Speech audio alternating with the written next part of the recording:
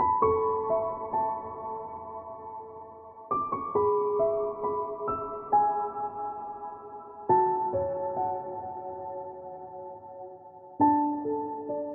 and gentlemen, it is my pleasure to introduce our first speaker of the day, Marcos Signorini, with the talk, Pain is Inevitable and Suffering is Optional.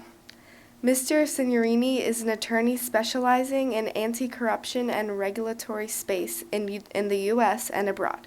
He has studied Spiritism for several years, having been inspired by the work performed by Francisco Xavier, which he witnessed while growing up in Brazil. Mr. Signorini is a member of the Germantown Spiritist Society in Germantown, Maryland. Please join us in welcoming Mr. Signorini.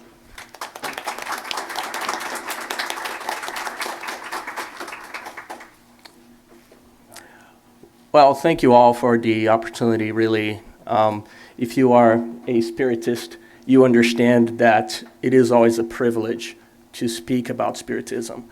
And I, based on my own knowledge of my weaknesses in this present life, I know that I have a lot to learn and a lot of things to rectify, a lot of wrongs that I have committed in the past.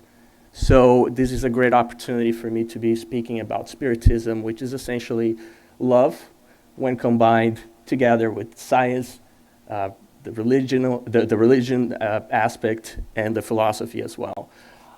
Today we'll be talking about, how pain is inevitable and suffering is optional. And in order to properly understand what these key terms mean for the purpose of our presentation, right? Pain and suffering, we need to walk through some examples and some quick definitions, right? So we properly understand what we're talking about. So think of pain as, that biological impulse that's in your brain, right? It hits your brain saying something is wrong here.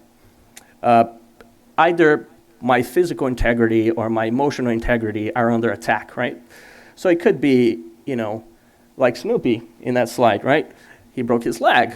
It could be emotional pain as well. If the Ravens lose tomorrow, it's going to be painful. Got to keep up with the winning streak. These sorts of situations we're all familiar with. And being in a physical body, we all get sick. We all, something eventually fails here and there. We age, and we experience emotional pain since our childhood, right? Some of us may have experienced really intense events of pain. And some of us may have already gone through those experiences in the past life.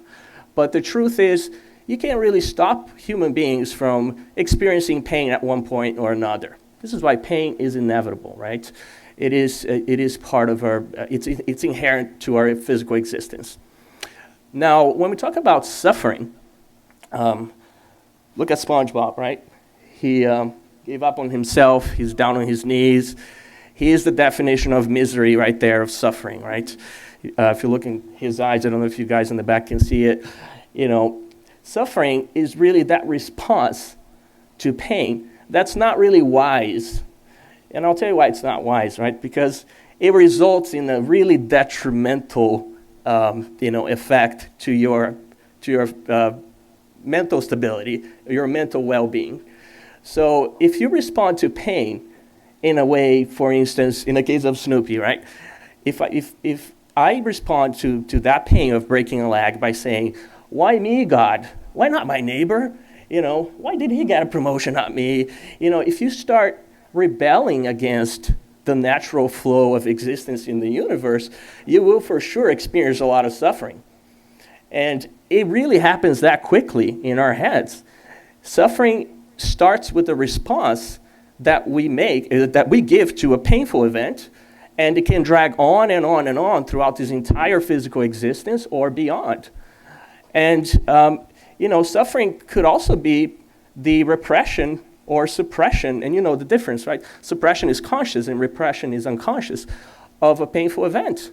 If you don't want to deal with it and you feel the pain and you're just trying to replace that thought with something else, right? My dog just died. I'm going to go get some ice cream, right? But I want to cry inside. I want to, that's a little, that can be a little unhealthy, and that leads to a lot of suffering too. So the proposition here really is, that it's okay to experience pain, but it is better to understand that pain and then learn how to manage it and allow the circumstances of life to heal that pain eventually. So we will be talking a little more about how Spiritism sheds some light into this topic of, understanding pain and managing pain in the next slide. But, I just want to say something else about suffering too. A lot of times we make these choices, right? For instance, if I don't want to forgive someone, I'm already suffering there, right?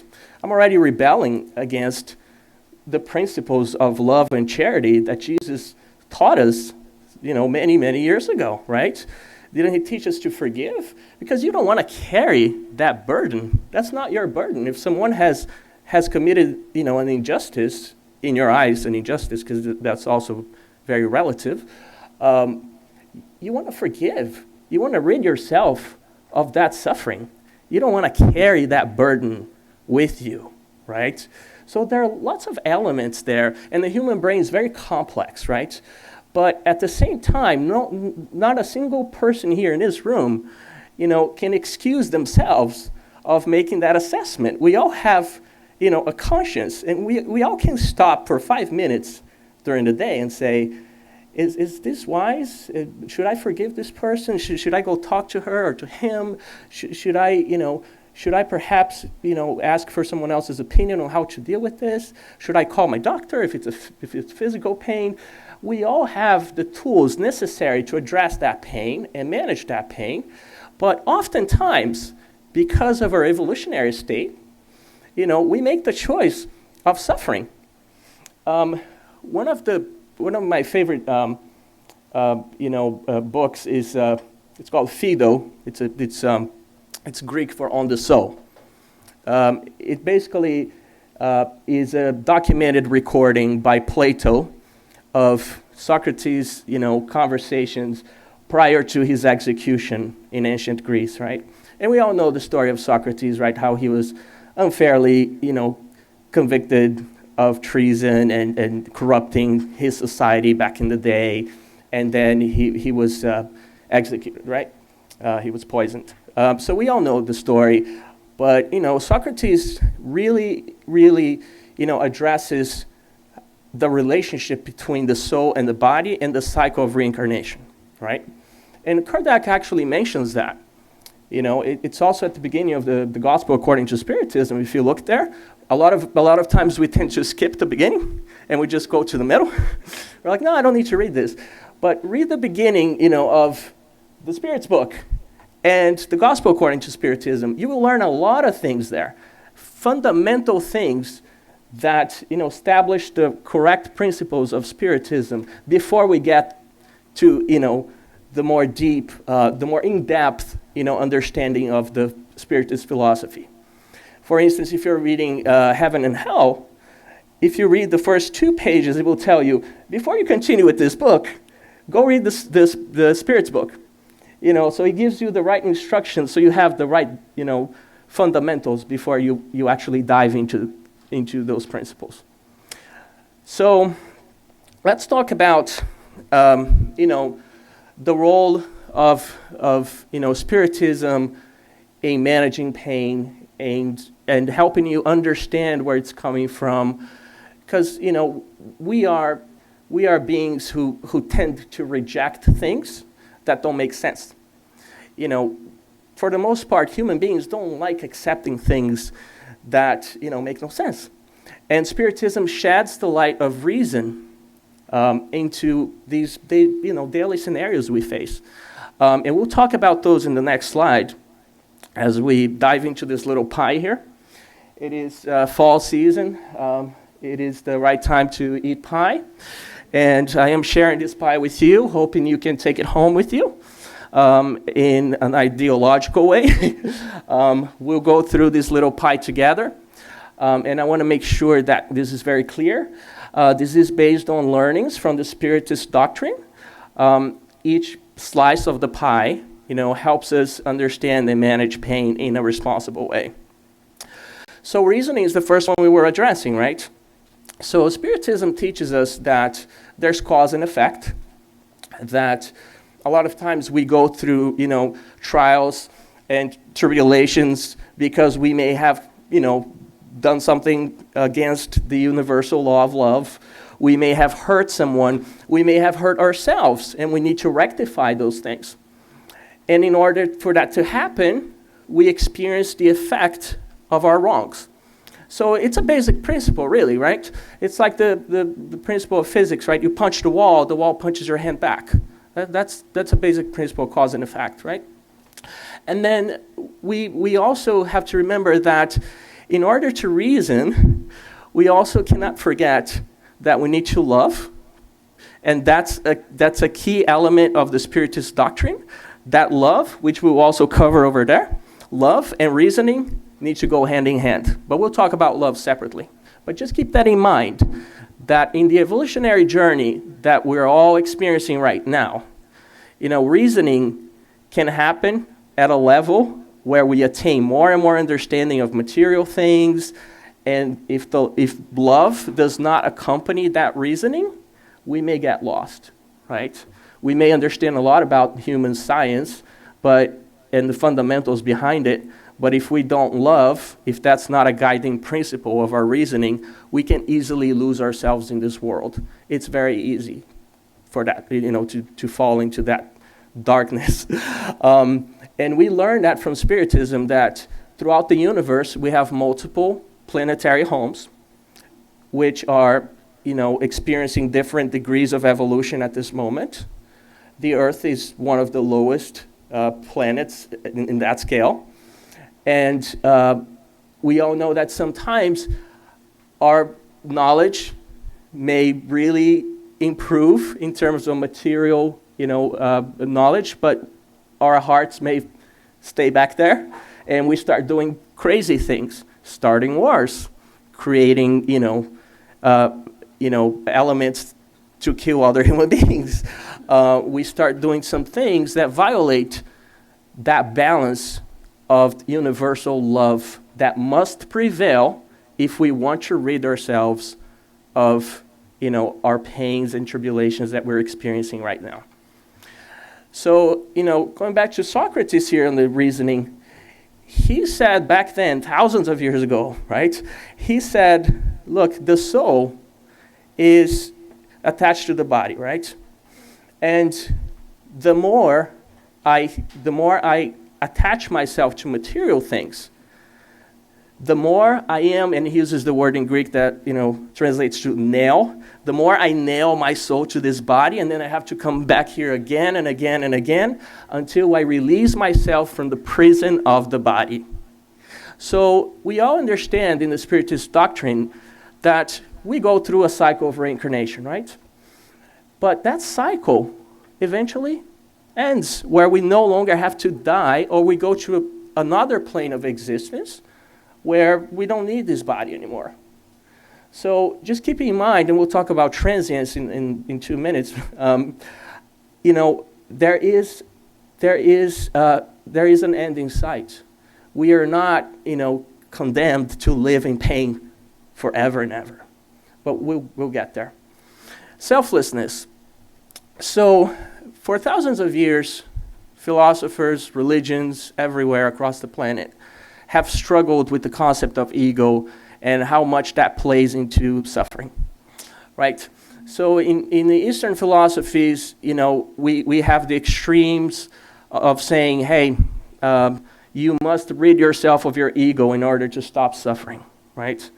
And then we have in the Indian philosophy, we have somewhere in the middle, yes, you must rid yourself of the ego, but you must be self-aware that you are an individual. In Spiritism, we have in the Spirit's book a comment on the elements of the soul at the beginning of the book that says that the soul is individual. So we do have individuality in the sense that we are responsible for our wrongs, and to rectify those wrongs, and we experience the consequences of those wrongs. However, Spiritism constantly reminds us of how small we are in light of everything else in the universe and one another. So Spiritism constantly keeps us, in our place, which is there's nothing better than acknowledging that you are a very, very humble worker in this universe, but keep in mind that the more you inflate your ego, the more likely you are to suffer. Because then you start victimizing yourself. You start seeing yourself, as being wronged in every circumstance of life. You start giving yourself too much importance. And you start losing your way there, right there. So pride and selfishness are very tricky. And they enter our head very quickly, and then boom, we fall. In fact, in the Spirit's book, if I'm not mistaken, it's question 913, it says that, selfishness is behind all evil, right? So let's keep that in mind, that that's a huge source of suffering. Support. No one needs to suffer or go through pain alone. We are social beings. We need to reach out to someone. It's okay. It's okay to look for help. It's okay to look for help at the center if that's, what you feel comfortable doing. We have resources at the center, people who have knowledge of Spiritism who can help, people who are there for each other. We are here today, gathering in this room because we're here for each other, right? Essentially, that's what it is. We're here doing, making a collective effort to come together and accomplish something. And we are here to support each other. So it's okay to look for support. I remember, this story years ago at the home of medium Chico Xavier. This lady came and started crying and weeping, and she was like, Chico, I can't get over the death of my son. And she said, with all the knowledge I have of Spiritism, I still can't get over it. I can't stop crying, and I don't know what else to do. He said, have you prayed? Yes, because it's okay to look for help in the spiritual side as well, right? She said, yes, I have prayed. I have been to the center. I have read the books, and I still can't get over the pain. And he said, okay, can you take the phone in your home? At the time we had landlines. Can you take the phone and just talk to him? He's there to listen to you somewhere out there. He's going to be listening to you. And that was a little exercise that offered her some support. And Emmanuel reminds us that, knowledge is like medicine, right? Too much of it to the wrong patient, it can kill them, right? It can kill the patient. So, when we address someone who's going through pain, we have to be mindful of that not everyone should be prescribed the same medicine, essentially. But support, it's okay to look for support. And if you feel that, it's a mental health issue, go look for a professional. It's okay to seek support. What is not okay is to suffer in silence, repressing or suppressing your feelings like everything is fine. Perspective. Perspective is a really interesting thing, right? So all the leaders of this world, they have advisors, right? At Microsoft, Bill Gates, years ago, people always ask him all sorts of questions, right? Hey, how did you make all this money? How did your company stay ahead of the competition? He said, without feedback, there is no growth. Without feedback, there's no growth. And at work, we go through, all this training periodically on how to take, ingest, and give feedback, right? Feedback is interesting because, after this meeting today, I'll be asking you guys out there in the audience, so what could I do better next time? Feedback is interesting. You have to step outside of your ego and say, how do you see what I don't see? You for sure are seeing something right now. Anything, maybe it's not this presentation, but something else that's happening in the world today, in your own perspective.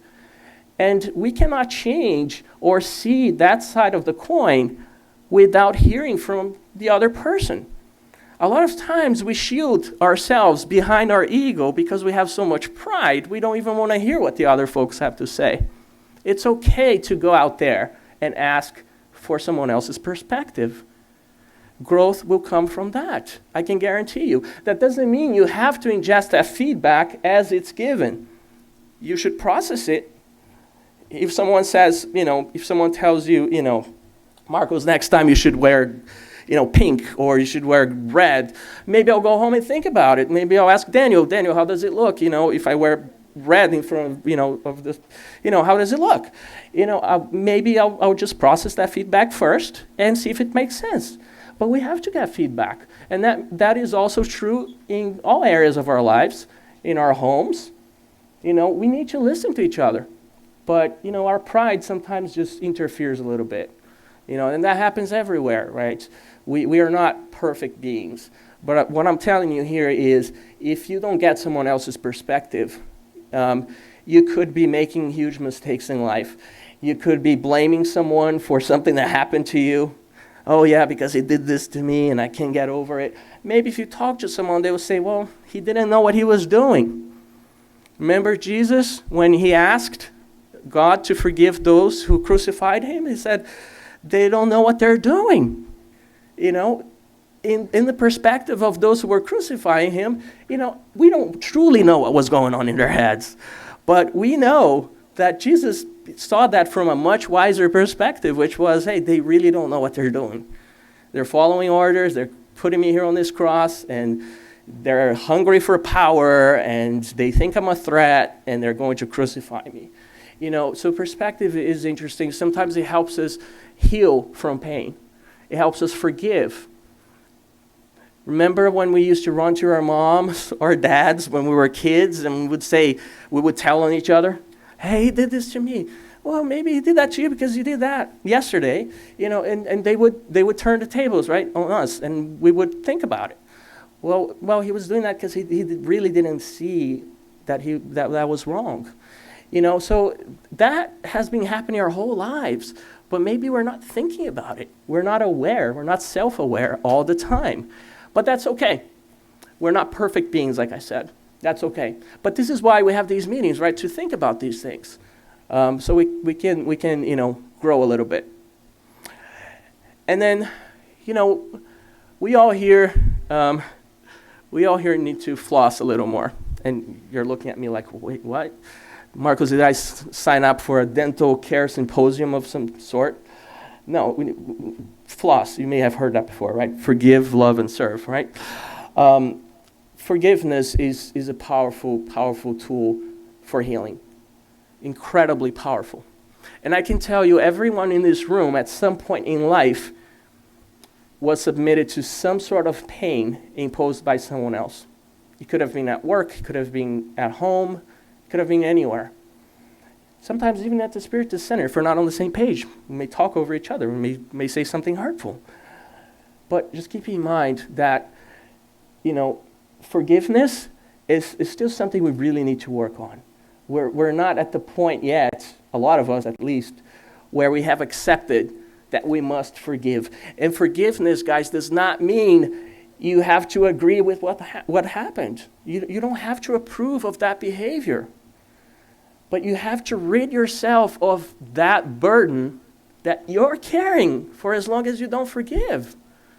If someone imposed pain upon you, you have to just think about how to rid yourself of that pain and heal. And the only answer to that is forgiveness. Jesus taught us at a time when no one was forgiving anyone. Everyone was saying, oh, you hurt me, you cut my arm off, you chopped my arm off, I'm going to chop your arm off. Jesus came into the picture and said, wait a second, let's forgive each other. This is the way. And he said, I am the way, in the sense that, listen to this. Don't listen to all this craziness that's going on out there, right? There is a way to healing, and that's forgiveness. And it has happened to all of us. I can guarantee you this, right? We are such complex beings. We have lived through so many experiences. I can assure you that at some point, even if you were driving out there somewhere and someone, was disrespectful to you in traffic, at some point someone was disrespectful to you, and you gotta let it go. You have to learn to forgive. And love. So love really has lots of dimensions, right? Love is not one simple thing, right? It can encompass, charity, which is that love emotion. It can encompass, good thoughts towards someone else. It could be even, charity in the sense of volunteer work. There are lots of studies out there supporting the notion that, volunteer work is therapeutic. So, we have stories like, people who were wronged by, our brothers and sisters who are imprisoned right now, and they went to do volunteer work at that facility in order to learn to love unconditionally. Love is not conditional. We have to stop putting conditions to love. When you put a condition there, you're not loving. You're trying to repress something and you're putting a label on it saying, I love that person. But deep inside, this whole thing is just, your heart's about to explode. You're like, oh, I don't know if I really believe that. And just keep in mind that we should never hammer anything into our hearts. Never hammer anything like, oh, I'm going to believe that I have to forgive this person. No, I think I forgave him this time. No, that's not how this works. In order for us to truly evolve, we have to believe in these things in our hearts. We can't, it's just like saying, oh yes, I believe in Spiritism because someone said so. No, Allan Kardec actually teaches you in the Spirit's book at the beginning, again, and also in the Gospel according to Spiritism, and in some other books of the codification, that we have to think for ourselves. Accept these things because they make sense to you, because they're truthful to you, because they talk to your heart, right? They speak to your heart. You can't just hammer that into you and say, I got to forgive that guy, and keep that grudge, just cooking until it just comes out one day. That's not true forgiveness. And serving one another is a powerful means of healing. In fact, Emmanuel says in one of his writings, that the greatest joy we may have on this earth is to serve one another and serve God.